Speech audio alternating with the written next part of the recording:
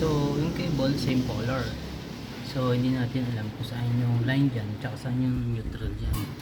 So, by the use of tester, may ilaw na to, malalaman natin kung saan dyan yung live.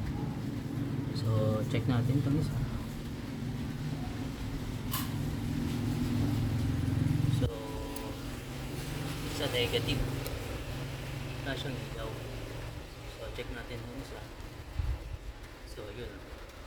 So, meaning, ito yung line. Double check.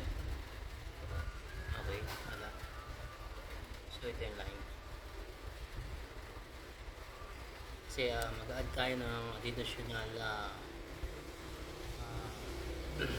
utility outlet. So, okay.